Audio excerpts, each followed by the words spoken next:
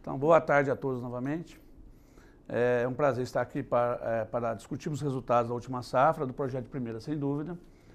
E eu digo que em Minas Gerais, no Triângulo Mineiro, a situação foi bem tranquila, diz respeito em áreas de produtores, mas em estações experimentais, em áreas de pesquisa, a ferrugem foi bastante surpreendente, assim como outras doenças também da cultura da soja.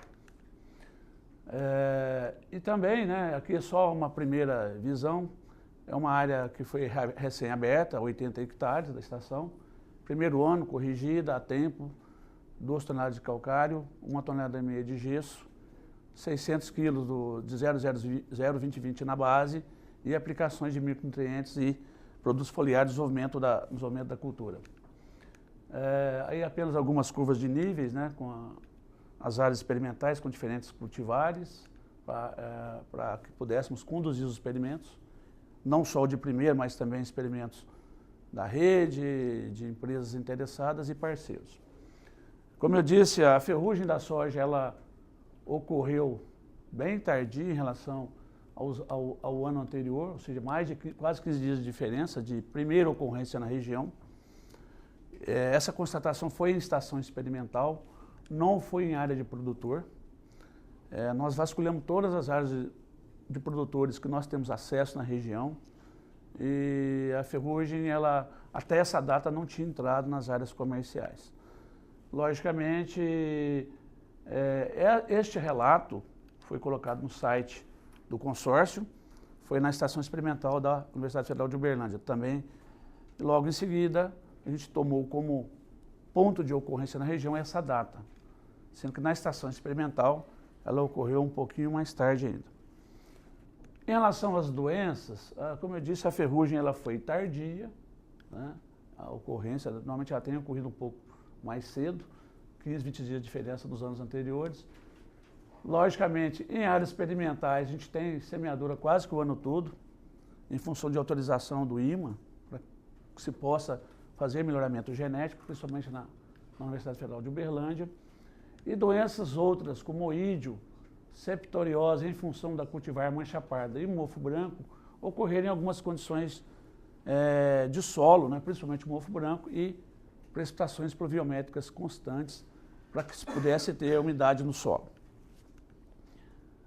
A estação experimental, como eu disse, foi uma correção feita por ser primeiro ano. A cultivar usada foi a cultivar da Bayer CZB 3631, é um material de ciclo médio para precoce, no grupo de maturação em torno de 5,9, 6, nas nossas condições. E, como eu disse, a ferrugem entrou na região nessa data. Na estação foi mais ou menos 15 dias depois. Foi lá para o dia 15, 16 de janeiro. E o oídio ocorreu mais cedo, em função da altitude e talvez dos períodos de veranico, por poucos dias associado às lâminas pluviométricas. Nós já sabemos que dentro da estratégia do primeiro, sem dúvida, a ideia é analisar toda a intervenção que tem que ser feita no manejo sustentável da doença em relação à entrada do inóculo ou até mesmo na possível erradicação das primeiras pulsas, caso ela apareça no experimento ou na área, tanto de manejo atrasado quanto de manejo correto. É uma estratégia importante para o manejo integrado da doença, que não é só mesmo vazio, o uso de cultivares com genes menores, mas o posicionamento do fungicida é muito importante considerando o ciclo das relações patógeno-hospedeiro. Bom, e dentro desse manejo, baseado no ciclo das relações patógeno-hospedeiro, nós já sabemos que as ferramentas estão sendo comprometidas ano a ano, e logicamente a queda das carboxaminas foi surpreendente no sul do Brasil, mas no Cerrado, como eu disse, nas últimas semeaduras nós percebemos essa alteração. Nós entendemos que nós temos que dar mais atenção de agora adiante para o hospedeiro, para a planta, tentar buscar alternativas no manejo da ferrugem usando cultivares com diferentes ciclos e diferentes comportamentos em relação à relação patógeno-hospedeiro, em relação à infecção. Aqui é só um exemplo que a gente quer mostrar isso aí. Muito da resistência da planta natural, não aquela resistência de genes maiores, está associada à deposição de cera na superfície. E a quantidade de cera na planta reduz a infecção ou atrasa a infecção.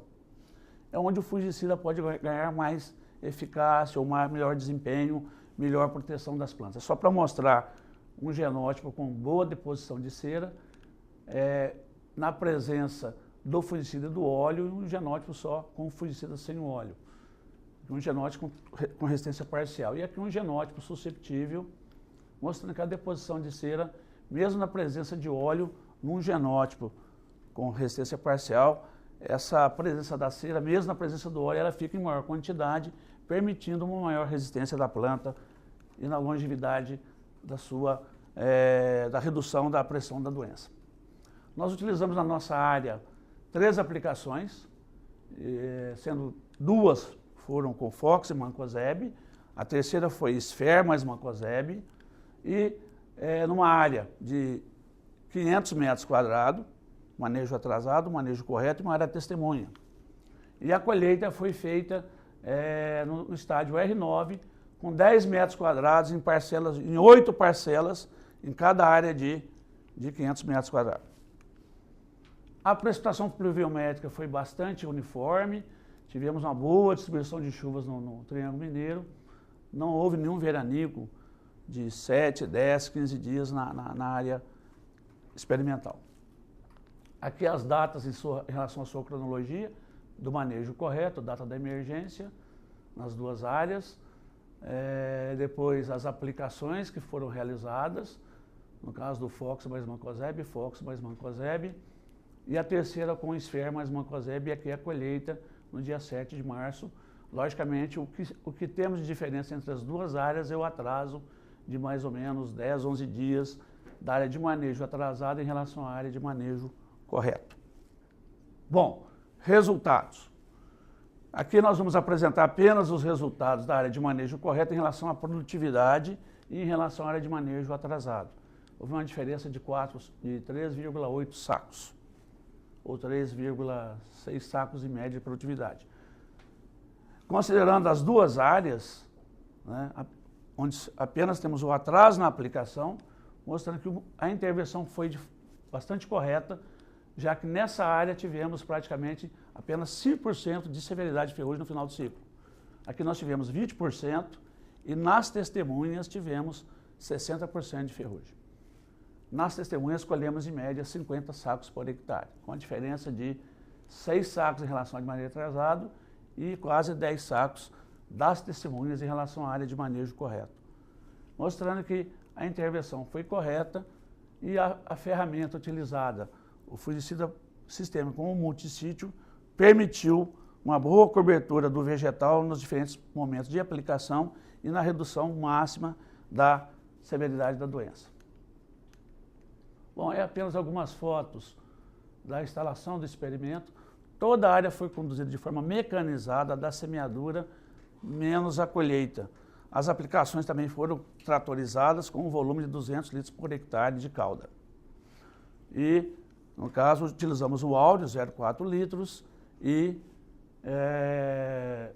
a associação dos fungicidas foi feita na hora da mistura no tanque de pulverização. Não foi utilizada nenhuma aplicação com CO2 ou com equipamento manual. Aqui é uma mostra da área de manejo correto, aqui da área testemunha. Mostrando a pressão da ferrugem aqui praticamente já em R6, com 0 de severidade praticamente, e aqui já com 50% ou 60% de severidade. Para complementar a importância da tecnologia do proticonazol mais a estrobirulina não estressada, mais o multissítio, vamos reforçar com dados experimentais, né, a ideia do projeto de primeira, sem dúvida. Anotem bem esse tratamento 6 e o tratamento 7. Aqui são tecnologias da Bayer, né? O 6 e o 7. Onde nós queremos chegar? Nessa situação, aqui está o tratamento 6, onde nós temos quase que uma cópia do nosso projeto. Apenas aqui foram 4 aplicações, por ser uma cultivar mais tardia, 7739, material de 125 dias de ciclo. Então, para esse material, tivemos que fazer 4 aplicações.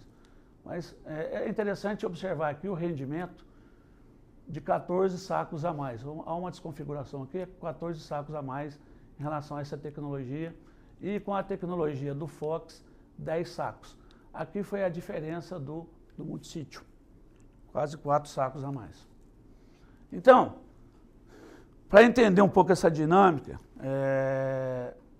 da pressão de ferrugem, do momento de semeadura, do ciclo da cultivar, da resistência parcial ou não do material, a gente aponta algumas considerações para a próxima safra. Primeira, ênfase ao intervalo de aplicação. Os dados que apresentamos não foi maior do que 15 dias, os intervalos. Alguns intervalos chegaram a 16 dias, mas ficaram entre 15 e 16 dias. O uso de multissítios, ele é fundamental para que se possa fazer o manejo da resistência e, dependendo da situação, nas semeaduras mais tardias, poder ter acréscimo de produtividade em relação ao estresse que a população já alterada do patógeno pode causar na redução da eficácia do fungicida.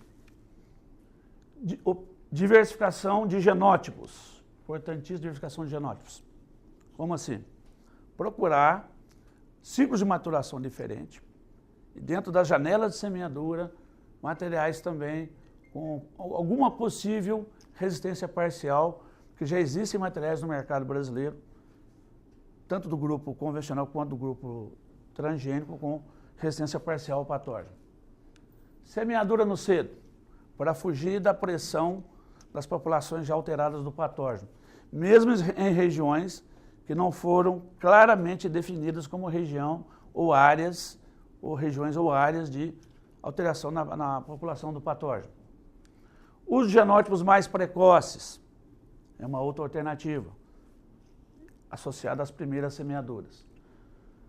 E, logicamente, para regiões como a nossa, Triângulo Mineiro, onde o oídio está crescendo ano a ano, é muito importante o manejo do cedo ou o manejo na fase vegetativa em relação ao controle de oídio, já que é uma doença que está pressionando a cultura desde a fase vegetativa, embora a ferrugem tenha ocorrido de forma mais tardia. Então a gente deseja uma boa safra aí para o próximo período, 2017-18, e a ideia é de colher bem, para que se possa manter, né, o nosso país competitivo e a cultura da soja cada vez mais competitiva. Eu agradeço a Bayer e pela parceria, aguardando aí os próximos passos do projeto de Primeira Sem Dúvida. Obrigado.